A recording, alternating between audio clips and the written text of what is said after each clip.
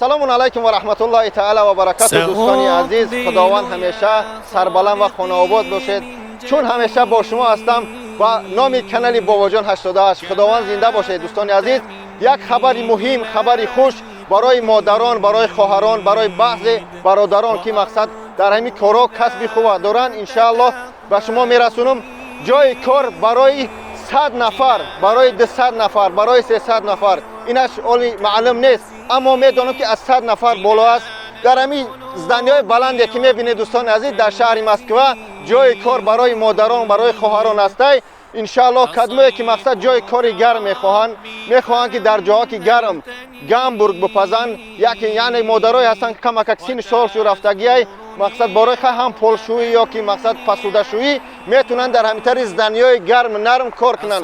حاصل کردم دوستان عزیز، این یک شوخی بود، اما جای کار هست در حقیقت. 800 نفر بالا کسی که میخواه که جای کار گرم باشه، مادران خواهران عزیز، با همین رقمایی که در اکران میمونم اکای جانبک یک مقصد هر کدومش کارخونه‌های خچه برادران تاجیک خدمت می‌کردن، گامبورگ مقصد همین خیلی ششلیک همین خیلی میپزن، میتونه با همین رقم‌ها زنگ بزنه. ان شاء الله از ما خواهش کردن برادران باوری هستن، برادران خدمت هستن، ان شاء الله اکای جانبک زنگ بزنه، ان شاء الله با کار تامین تو میکنن.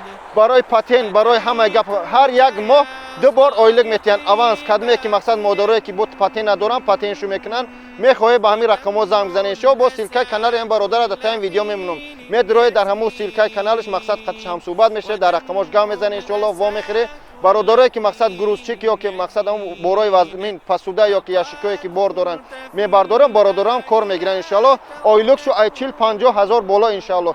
گاو زنه برادرها قطشو از نام بابا جان 88 ان شاء الله. گاو زنه بگه که مقصد اون برادر رقمای شما را داد. خداوند نگهبان هر یک قدم شما باشد، در حق ما دعاگو باشه. کانال ما کانال نو است، اما دستگیری شما مقصد برای ما خیلی ضروری است. به خاطر خدا، به خاطر مادران همی بتونه همی نوار مقصد پهن کنه در سایتات تا که مادران و خواهرانی که بیکار هستن ان شاء الله صاحب جای کار باشه. خداوند نگهبان هر یک قدم شما. السلام علیکم و رحمت الله تعالی و برکاته. اینا اینجا اومدیم الحمدلله. اینا جای برای آدمای نادیده بودن، میتونه که مقصد بیای بچه‌ها اینجا تماشا کنه. دروغ نه بیای اینجا خیلی تجربه اینجا ایتا بالای نگاه منی به خدا سر تو میخره اگه نه که شرله ها خنا کم مردیم همه به خاطر زحمت مادران. خدا نگهبان تو باشه.